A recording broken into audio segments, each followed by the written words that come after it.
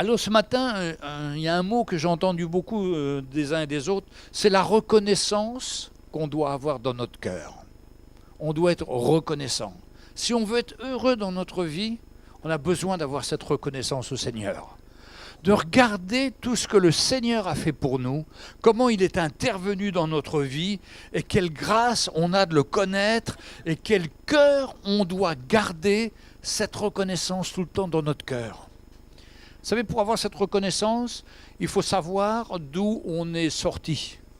Dans quel état on est sorti quand le Seigneur est venu nous éclairer. Et comme l'a dit notre frère aussi, dans quel état on serait si on n'avait pas le Seigneur. Ça fait peur, les frères et sœurs. Et des fois, on voit des clochards, on voit des alcooliques au bord de la route, et on aurait pu être comme eux. Des gens qui sont dans des situations impossibles, qui ont refusé le Seigneur, et ça ne nous amène que des catastrophes. Le bonheur ne sera jamais dans la satisfaction de la chair. La chair nous décevra toujours. On est appelé à marcher par l'Esprit et à marcher en servant le Seigneur et en suivant le Seigneur de tout notre cœur. Ça n'empêche pas que nous sommes des hommes faibles, des femmes faibles, et qu'on a toujours besoin de la grâce du Seigneur. Et ce matin, je voudrais vous raconter un petit peu l'histoire de David, pourtant qui avait le cœur du Seigneur. Mais David, il était un homme comme vous et moi, et il a fait beaucoup d'erreurs, mais il a su après revenir dans l'humilité. Et je voudrais lire avec vous dans 1 Chronique, chapitre 21. Et c'est merveilleux que la parole de Dieu nous montre, pas des hommes parfaits, mais des hommes comme nous, qui tombent, qui se relèvent, et que la grâce de Dieu continue à les diriger, à les conduire. Mais quand on passe par l'épreuve, on est changé, les frères et sœurs, on ne peut plus être le même. C'est-à-dire qu'on sait que de mettre sa confiance dans la chair nous amènera que des catastrophes, ou dans son intelligence. Alors David, à un moment, il a pris une décision au chapitre 21 du livre des Chroniques, du premier livre des Chroniques. Écoutez comment ça commence. Satan se leva contre Israël et il excita David. Satan a des plans contre son Église. Là, il a excité David, le roi d'Israël, celui qui avait le cœur du Seigneur. 1 Chronique 21, verset 1. C'est étonnant que ce verset commence par Satan. Satan se leva contre Israël et il excita David à faire le dénombrement d'Israël. Qu'est-ce que c'était cette histoire de dénombrement? C'était tout simple. Au lieu de se confier dans le Seigneur, David, il se confiait dans le nombre de personnes qu'il avait dans son armée. C'est comme si le pasteur, au lieu de dire, au lieu de s'attendre au Seigneur, il compte le nombre de gens qu'il y a dans l'église. Ce n'est pas défendu de compter le nombre de gens parce qu'on voit s'il y en a plus, s'il y en a moins, si on grandit, si on rétrécit, ce n'est pas un problème. Mais en Israël, c'était tout à fait interdit. Et David et le peuple d'Israël avaient toujours, les rois, avaient toujours comme interdiction de compter le nombre parce qu'ils se disaient « si on a 1 million de personnes, on va tuer les 500 000 qui vont venir nous attaquer. » Donc, il ne se faisait plus confiance au Seigneur, il faisait confiance au nombre de soldats armés.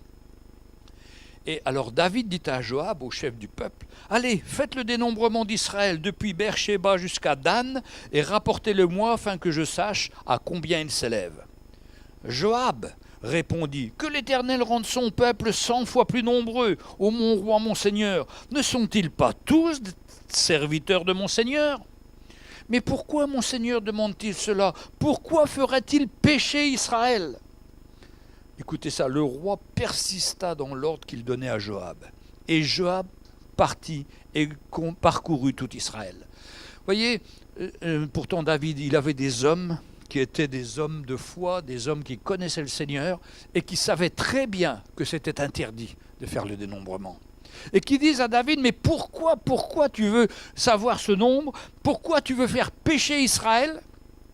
Mais David, c'était le roi, il était fier, il était sûr de lui et il ne voulait pas écouter les autres. Et c'est ce qu'il a perdu.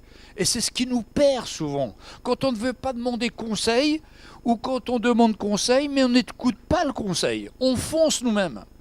Ça va arriver à moi, les frères et sœurs. Moi aussi, je suis comme ça.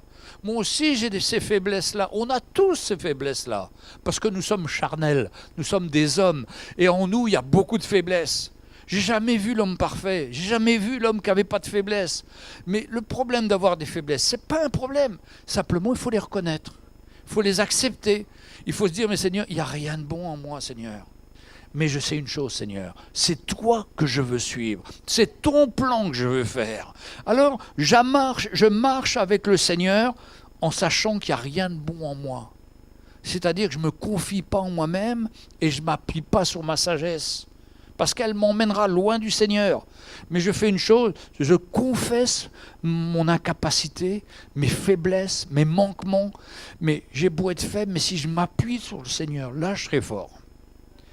Et toutes les épreuves qui nous arrivent souvent, c'est pour nous montrer qu'on s'est appuyé sur notre sagesse ou qu'on s'est appuyé sur notre intelligence et ça nous mène à la catastrophe. Moi aussi j'ai eu des catastrophes, moi aussi j'ai fait beaucoup de bêtises. On est tous pareils, mais on ne veut pas rester les mêmes. Et si on sait ce qui est en nous, on ne marche plus comme avant avec le Seigneur, où je me tiens sur une position, oui je suis bien, je suis arrivé. Non, je ne suis pas arrivé.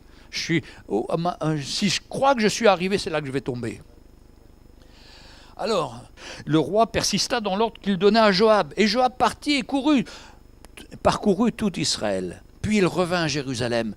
Joab remit à David le rôle du dénombrement, c'est-à-dire le livre où était tout inscrit le nombre du peuple. Et il y avait dans tout Israël 1 100 000 hommes tirant l'épée, et en Juda 470 000 hommes tirant l'épée. C'est ce qu'il n'aurait pas dû savoir, David, parce que c'est là-dessus qu'il va se baser. Écoutez ça. Donc toujours Joab. Il ne fit point parmi eux le dénombrement de Lévi et de Benjamin, car l'ordre du roi lui paraissait une abomination. Oui, il l'a fait quand même parce qu'il a dû se soumettre au roi. Parce que ce n'était pas lui le responsable, c'était David.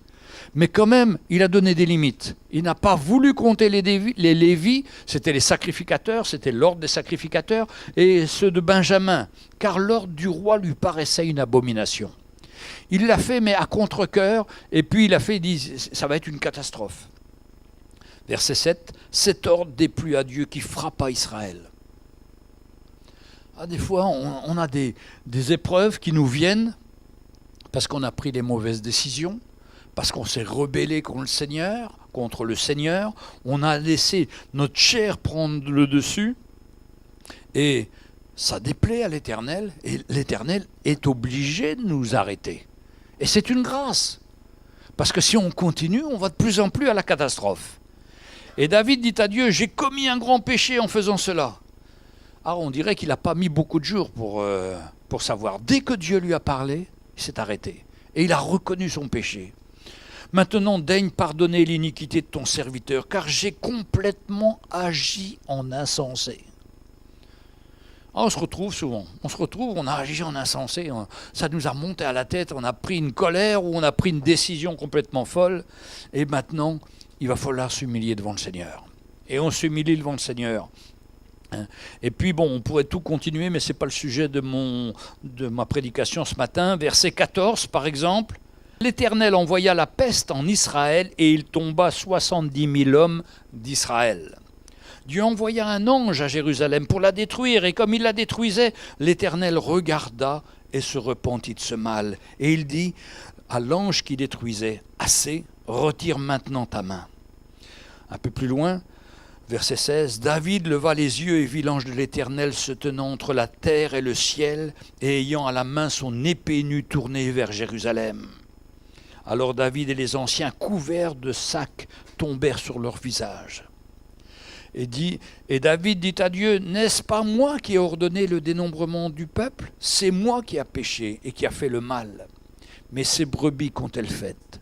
L'Éternel mon Dieu, que ta main soit donc sur moi et sur la maison de mon père, et qu'elle ne fasse point une plaie parmi ton peuple. » Vous savez, quand on a des responsabilités, c'est souvent les autres aussi qui devraient payer, qui payent. Mais David voit ça et il dit, « Non, c'est moi, Seigneur. » Et après, David va faire un autel à l'Éternel. Il va se repentir et il va faire un autel à l'Éternel, signe qui revient à Dieu de tout son cœur. Et il trouve un champ, un monsieur qui s'appelait Ornan, verset 23.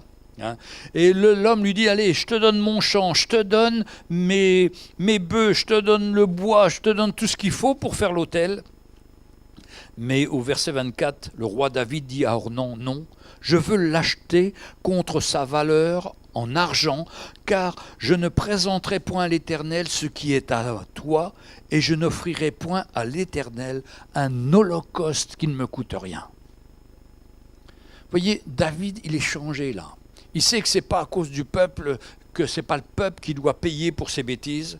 Il sait aussi que le Seigneur, qu'il veut construire un autel, mais il y avait toujours cette petite voix qui lui dit, tiens, Ornan te donne son champ, il te donne ses bœufs, il te donne son bois, comme ça tu n'auras rien à payer de ta poche. Et des fois on est comme ça. Mais David a dans son cœur le sentiment qu'il ne veut rien faire tant que ça ne lui coûte rien personnellement. Tant qu'il ne participe pas pleinement avec son argent personnel pour soutenir, pour créer cet autel, pour acheter ce champ et pour servir l'Éternel. Il ne veut pas servir le Seigneur à la légère. Et nous, on a souvent des tentations comme ça, de vouloir servir le Seigneur avec notre superflu. Mais ça n'impressionne pas du tout le Seigneur, et le Seigneur sait exactement notre situation. Mais vous voyez, quand on a péché, quand on est passé à côté, quand on est tombé, il y a en nous, dans notre cœur, un désir de ne plus faire n'importe quoi.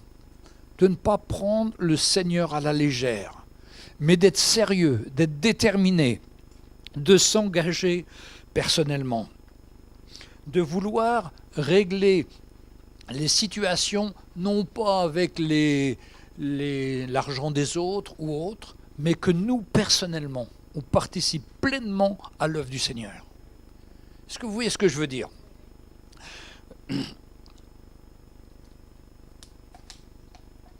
Dans le Nouveau Testament, on parlait de ces pharisiens qui donnaient de leur superflu. Et pourtant, ils donnaient des grosses sommes. Mais Jésus leur dit, eux, ils donnent du superflu. Mais cette veuve-là, celle qui a donné une toute petite pièce, elle a donné de son nécessaire. Ça montre un engagement de cœur. Ça montre un engagement de sa vie. Quand elle donne son offrande, elle se donne entièrement, d'abord au Seigneur. Vous voyez ce que je veux dire ? Et c'est à ça que nous sommes appelés. On n'est pas des chrétiens qui jouent les bons chrétiens, qui ont des apparences. On doit être des chrétiens qui reconnaissons ce qui est en nous de mauvais, comptons sur la grâce de Dieu, mais une fois qu'on a vu tout ce qu'il y avait de mauvais en nous, tout ce qu'on a fait comme erreur, on se repent et là on veut servir le Seigneur avec son cœur et avec les choses qui nous appartiennent réellement, qui nous tiennent à cœur, où on veut les donner pour l'œuvre du Seigneur. Vous savez, autrement, on sert le Seigneur, il va y avoir le camp de jeunes, enfin le week-end de jeunes, on va prendre un ou deux jeunes chez nous, mais il ne faut pas trop que ça nous dérange. Mais non, quand notre cœur est touché, notre maison est ouverte, notre accueil est pleinement, on ne va pas calculer combien ça a coûté pour le repas. Si ça vient de notre cœur, on va le faire pour le Seigneur. Et c'est cette liberté-là qu'on a besoin de trouver les uns et les autres. Et c'est cette liberté-là qui fait que nous sommes heureux de servir le Seigneur, non pas parce qu'on le fait par obligation, mais par reconnaissance de notre cœur. Et quand on a cette reconnaissance dans notre cœur, ben là, on est tranquille. On est en train de grandir avec le Seigneur. Autrement, on sert le Seigneur par tradition, par habitude. On devient religieux. Et après, on s'étonne, mais il n'y a rien qui se passe dans ma vie. Oui, il n'y a rien parce que mon cœur est loin. Donc, après, le roi David, il sait qu'il va construire un temple pour le Seigneur, il va construire une maison à l'Éternel, le Dieu d'Israël. Mais il sait aussi qu'il a tellement tué de gens, il a tellement été un homme de guerre, un homme de sang, que l'Éternel lui dit, non, toi tu as trop de sang sur tes mains, c'est pas toi que je vais utiliser, c'est ton fils Salomon. Et ça aurait pu quelque part décourager David, mais David, lui, il ne s'est pas laissé décourager. Il sait que tout ce que le Seigneur lui dit, c'est vrai. Et il sait pourquoi le Seigneur ne veut pas qu'il construise lui-même. mais dans son cœur, du fait qu'il a été transformé, changé par le Seigneur, du fait qu'il a vu sa misère, son égarement, qui s'est repenti et qui marche en ayant cette humilité dans son cœur, il dit « Mais moi je veux rassembler pour la future maison de l'Éternel tout l'or, l'argent, le bois, les choses. » Vous voyez ce que je veux dire? Il savait que ce n'est pas lui qui allait construire, mais il a tout fait pour donner les matériaux pour que son fils puisse faire, son fils Salomon. Et après, quand il fait encore une offrande à l'Éternel un peu plus loin, il va dire « Moi, je vais donner une offrande volontaire de mes biens. » Alors, c'est au 1 Chronique 29, verset 3. 1 Chronique 29, verset 3. De plus, dans mon attachement pour la maison de mon Dieu, je donne à la maison de mon Dieu l'or et l'argent que je possède en propre. Outre tout ce que j'ai préparé pour la maison du sanctuaire, 3000 talents d'or, bon, il explique tout ça. Et il va expliquer après qui veut encore présenter volontairement aujourd'hui ses offrandes à l'Éternel. Vous voyez, il se donne en exemple, bon, c'est des fois un peu gênant, il dit j'ai donné tout mon argent qui m'appartient en propre, mais c'est son cœur qui parle. Il ne veut pas se mettre en avant devant les autres, mais il veut encourager les autres à rentrer dans cette vraie liberté et qui veut encore présenter volontairement aujourd'hui ses offrandes à l'Éternel.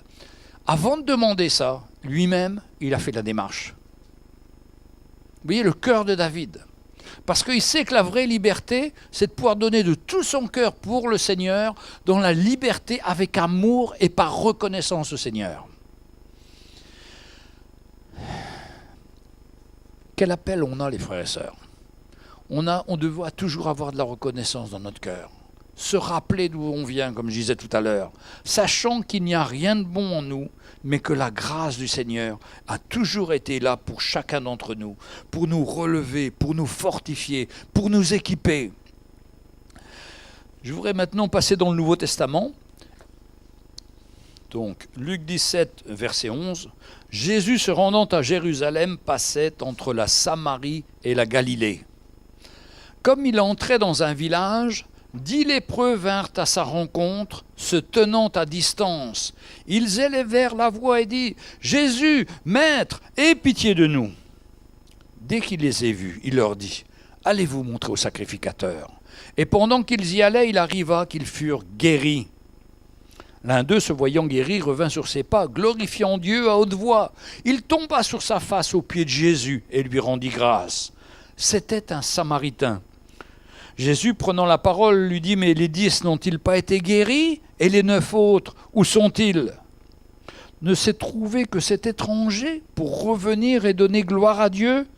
Puis il lui dit « Lève-toi, va, ta foi t'a sauvé. » Passage très court, mais très riche en même temps.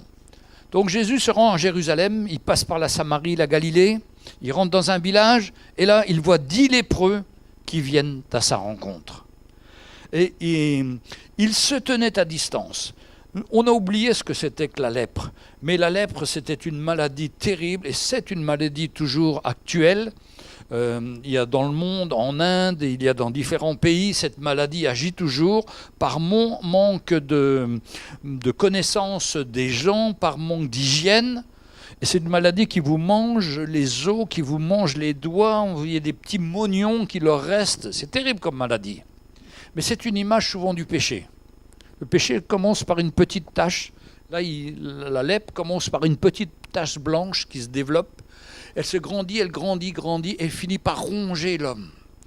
Et vous savez, quand on va à Poissy, pour ceux qui connaissent, on passe à un endroit qui s'appelle la Maladrerie. Ça veut dire c'était l'endroit des lépreux.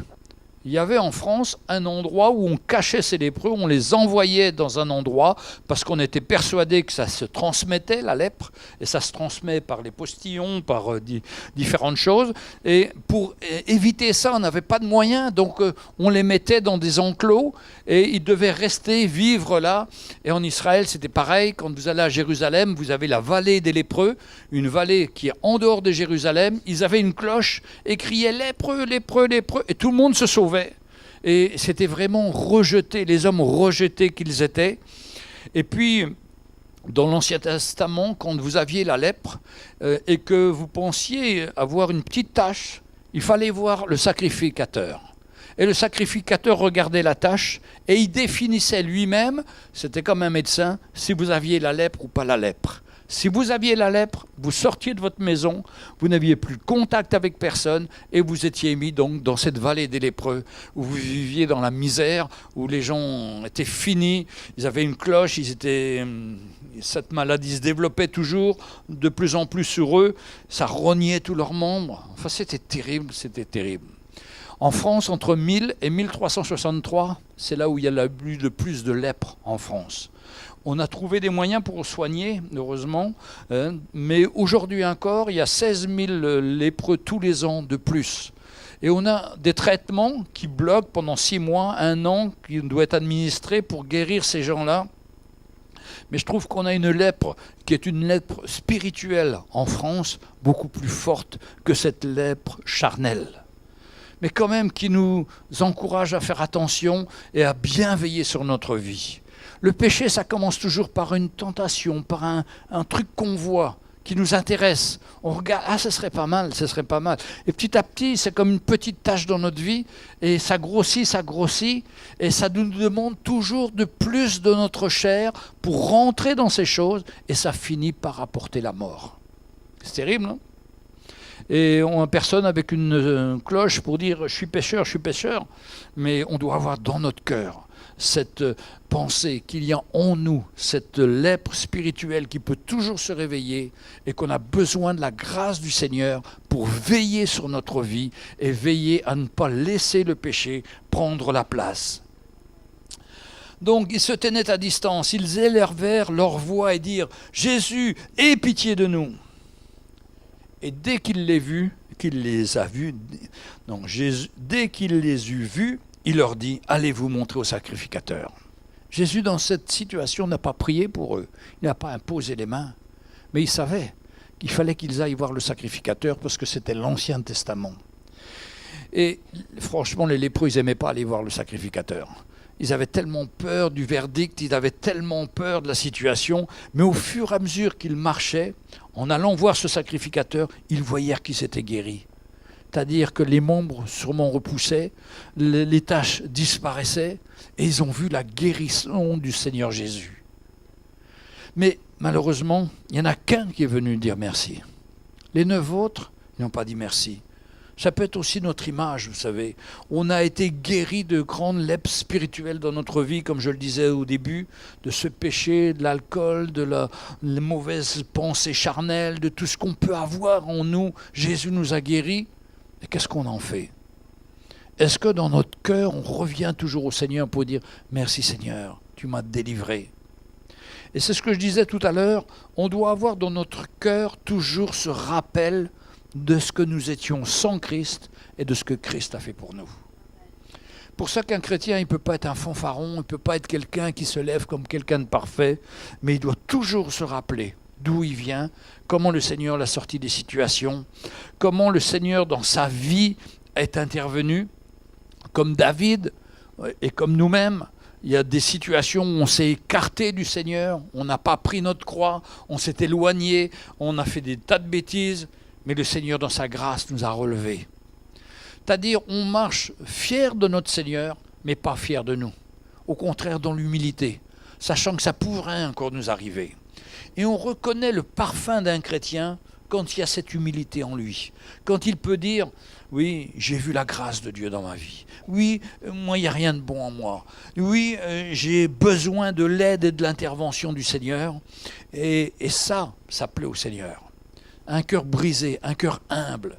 Mais quand vous attendez le faux évangile qui vous dit « Ah, vous êtes fils de Dieu, vous êtes fils du royaume, vous devez être comme des rois, allez dans les plus belles maisons, les plus belles voitures et tout ça. » Non mais n'importe quoi, c'est vraiment l'évangile à l'envers.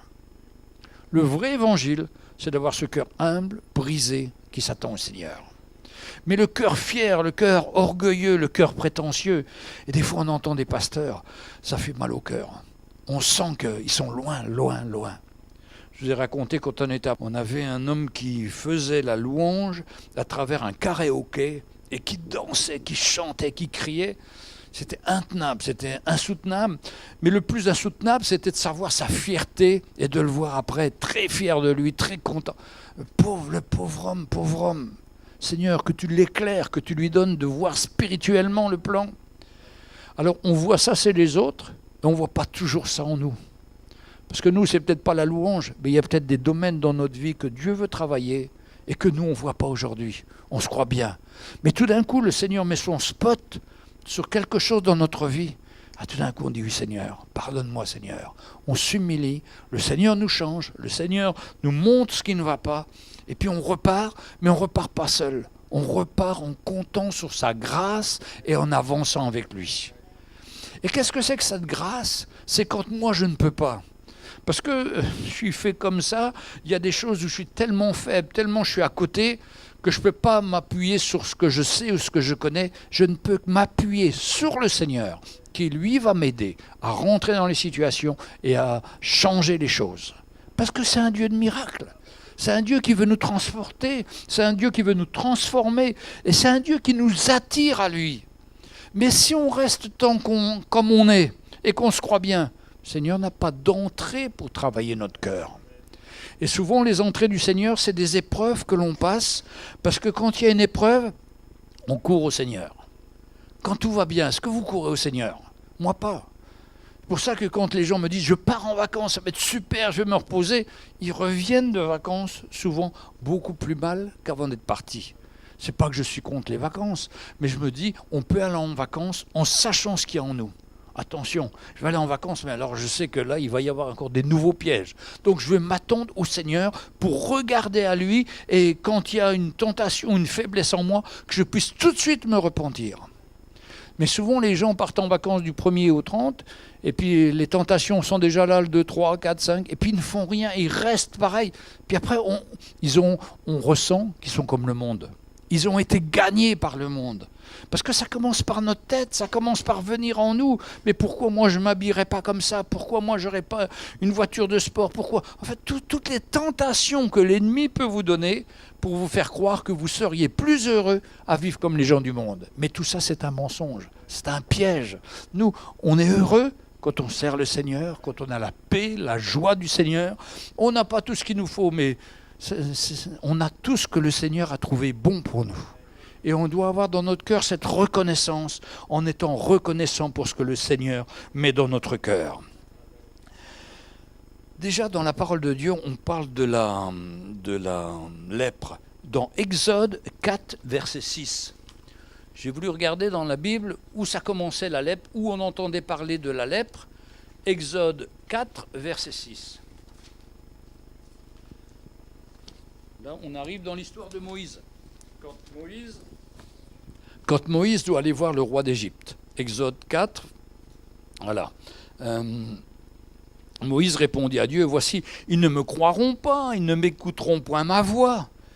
Et ils diront, l'Éternel ne t'est point apparu. » Alors l'Éternel lui dit, « Qu'y a-t-il dans la main ?» Il dit, « Une verge. » L'Éternel lui dit, « Jette-la par terre. » Il la jeta par terre, elle devint un serpent. Moïse fuyait devant lui. L'Éternel dit à Moïse, « Étends ta main, saisis-le par la queue. » Il étendit la main et il le saisit, et le serpent redevint une verge dans sa main.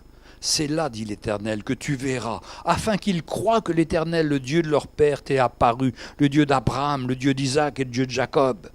C'était les signes que Dieu voulait donner à Moïse pour aller voir Pharaon, mais aussi pour convaincre le peuple de l'Éternel qu'il était envoyé de Dieu. Verset 6, l'Éternel lui dit encore, « Mets ta main dans ton sein. » Il mit sa main dans son sein, puis il la retira. Et voici, sa main était couverte de lèpre, blanche comme la neige. L'Éternel lui dit, « Remets ta main dans ton sein. » Il remit sa main dans son sein, puis il le retira de son sein, et voici, il était revenu comme sa chair. Tout ça pour montrer à Moïse et au peuple d'Israël que Dieu est celui qui guérit, que Dieu est celui qui est puissant, que Dieu est celui qui peut faire des miracles dans notre vie. Nous, on n'a que des faiblesses, que des manquements, mais lui, il est tout puissant. Et c'est là où on voit pour la première fois donc la lèpre arriver. Et il est dit que dans des livres de médecine qu'on a reconnu la lèpre a été décrite environ 600 ans avant Jésus-Christ. Elle était déjà décrite par les gens, ce mal terrible qui rongeait les gens. Et d'ailleurs, en France, aujourd'hui, il y a 250 personnes qui ont la lèpre. En Guyane, quelques-uns en 4 en La Réunion, un peu partout dans le monde où il y a des gens qui sont dans des poches de pauvreté, qui ne se soignent pas, qui ne sont pas, il n'y a pas d'hygiène, ces maladies se développent. Mais je vous dis combien il y en a qui ont la lèpre spirituelle, des millions, des millions, des millions. Mes frères et sœurs, on doit être reconnaissant au Seigneur de ce qu'il a fait pour nous. Je voudrais terminer. La nature de notre lèpre spirituelle doit vraiment nous humilier à chaque fois que nous nous approchons de Christ. Il suffit de nous appuyer sur ses compassions, car elles sont sans faille. Quand nous cheminons dans les voies de l'obéissance, nous pouvons nous attendre à rencontrer Dieu dans sa miséricorde et son amour. Quelle grâce, hein? Un seul lépreux sur les 10 furent guéris. Retourna remercier Jésus. Il nous appartient, comme cet homme, d'être très humble dans nos actions de grâce, comme dans nos prières. Christ a remarqué que le seul qui soit revenu était un Samaritain. Vous savez, les Samaritains, ils n'avaient pas de relation avec les Israéliens, avec les Juifs, parce qu'ils étaient un peuple mélangé, et un peuple qui avait été gardé par le peuple d'Israël quand il était revenu avec Josué, à chercher de l'eau, à travailler pour les gens, à être comme des esclaves. Et il n'y avait pas de relation. Plusieurs fois, on parle de cela dans le Nouveau Testament, quand Jésus parle à une Samaritaine. Tu parles à une Samaritaine, mais ça compte pas. C'est une femme et c'est une Samaritaine. Elle a tout qu'il ne faut pas. Mais Jésus, lui, ne considère pas celui qui est différent de nous. Au contraire, il nous aime tous, hein, qu'on soit Samaritain, qu'on soit toutes les langues, tous les pays. C'est pas ça qu'il regarde. Il regarde notre cœur. Et quelle grâce d'avoir dans ce cœur cette humilité et de servir le Seigneur. Les 9 autres n'ont retenu qu'une guérison corporelle de leur maladie. Ils étaient tout d'un coup, tiens, je suis guéri. Et puis ils se sont arrêtés là. Ils n'ont pas reçu la guérison spirituelle. Vous voyez, quand on passe des épreuves, une fois l'épreuve se termine, alléluia, merci, l'épreuve est terminée. Mais il y avait une leçon dans cette épreuve. Est-ce qu'on l'a saisi, cette leçon? Est-ce qu'on a compris ce que Jésus voulait nous dire? Et est-ce qu'on garde ça comme un trésor dans notre cœur où on passe et puis on verra plus tard? Souvent on est comme ça, les frères et sœurs. S'il y a des épreuves, c'est parce que le Seigneur va intervenir, va montrer sa grâce, il va nous guérir. Mais il ne faut pas oublier, il faut se rappeler. Il faut porter dans notre cœur cette humilité. Parce que toutes ces épreuves, toutes ces situations, ça nous montre une chose, qu'il n'y avait rien de bon en nous et qu'on a pris les mauvaises décisions.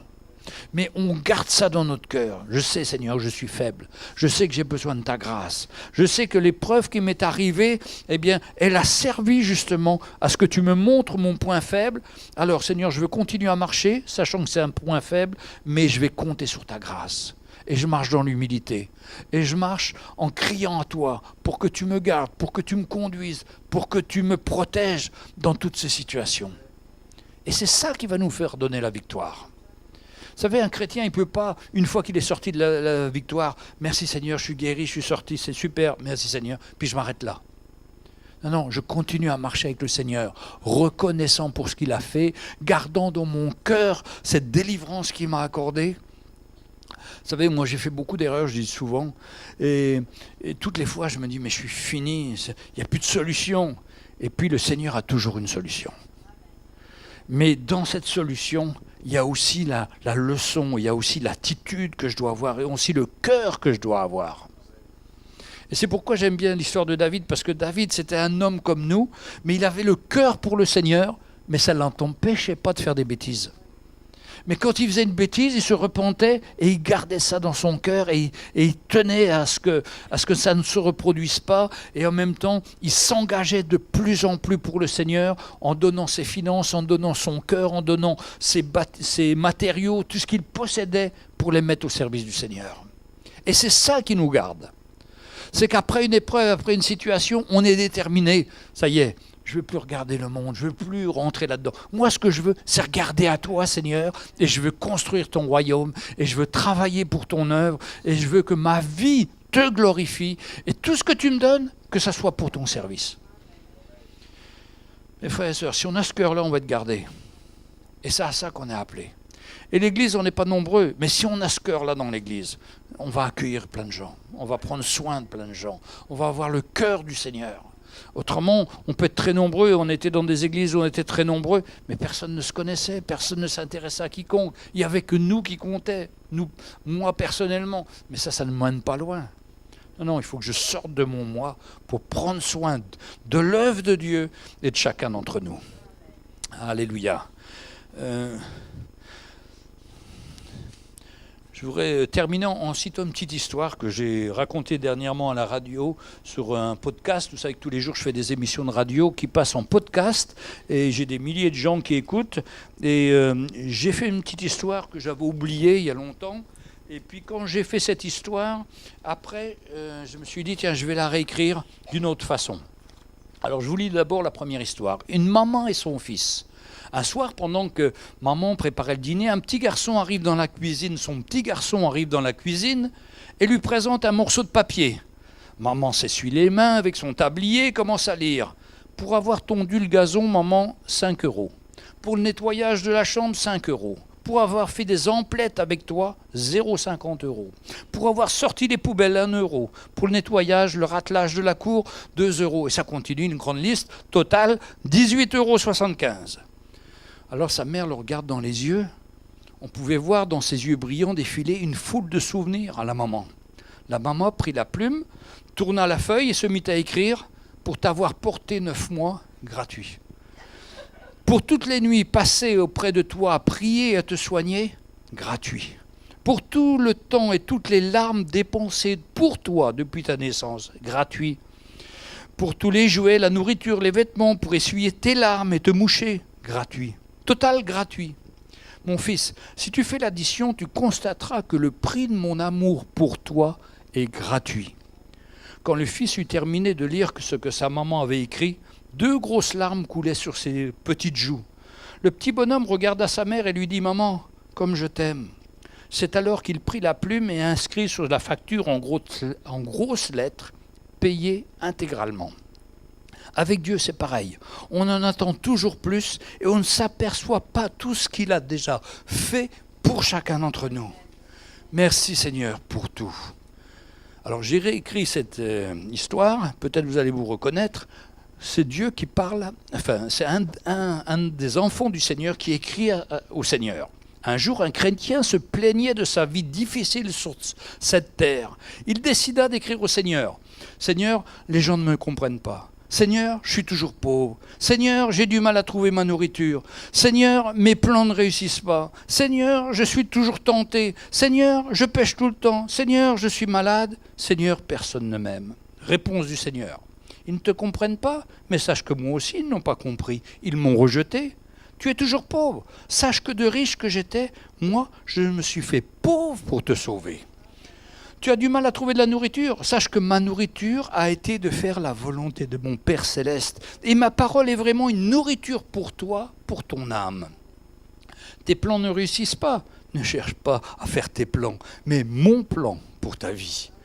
Tu es toujours tenté. J'ai été tenté en toutes choses pour que tu puisses avoir la victoire. Je suis mort à ta place sur la croix. Tu pêches tout le temps. Sache que je suis mort sur la croix pour te libérer du péché. Tu es malade. Sache que par mes meurtrissures, tu peux être guéri. Personne ne m'aime. Sache que moi je t'aime. J'ai donné ma vie sur la croix pour toi. Il y a vraiment de quoi se réjouir de l'œuvre du Seigneur dans notre vie. Frères et sœurs, des fois on est fini le matin, ou je sais pas, on n'est pas bien. Mais si on se rappelle de ce qu'il a fait pour nous, il a été jusqu'au bout. Combien il a souffert. Ben on arrête de se plaindre et on loue le Seigneur. On dit merci Seigneur. Seigneur, donne-moi un cœur reconnaissant. Donne-moi un cœur qui apprécie ce que tu as fait. Bien sûr, j'ai pas tout ce que je veux. Mais si j'avais tout ce que je veux, je te quitterais Seigneur pour ces choses de ce monde. Combien de chrétiens ont dit « Quand je serai riche, je soutiendrai l'œuvre de Dieu ». Alors, je me souviens, ils étaient étudiants, je vais avoir un métier, un super métier, ils faisaient des super études. Une fois qu'ils avaient leurs études, ils avaient disparu de l'église. Combien j'ai vu ça ? Combien j'ai vu ça ? Hein? Mes frères et sœurs, c'est dans notre pauvreté, dans notre manquement aujourd'hui, qu'on peut soutenir l'œuvre de Dieu, même si on est pauvre. Mais c'est notre cœur qui compte. Et le Seigneur répond à notre cœur. Il est puissant, il veut intervenir, manifester sa grâce. Eh bien, vraiment, servons le Seigneur avec notre cœur. Servons le Seigneur avec notre cœur. Ayons ce cœur pour lui. Et on va voir des grandes choses. Et que cette année qui s'ouvre soit une année où on ne sert pas le Seigneur par habitude, mais qu'on sert le Seigneur de tout notre cœur. Qu'on compte sur le Seigneur. Qu'on le soit reconnaissant. Qu'on ait cette louange dans notre cœur. Amen. Tout en sachant ce qu'il y a en nous. Et crie au Seigneur, non Seigneur, il faut que tu continues ton œuvre en moi pour me changer. Garde-moi tous ces pièges qui m'attendent, ces millions de pièges tout autour de nous. À la fin de l'année, là, le monde a des plans extraordinaires. L'ennemi a des plans extraordinaires pour nous faire tomber. Mais nous, on se confie dans l'Éternel. On s'attend à sa grâce et on veut être gardé en toutes choses dans sa présence et dans un cœur à cœur avec lui. Amen. On va se lever, on va louer le Seigneur.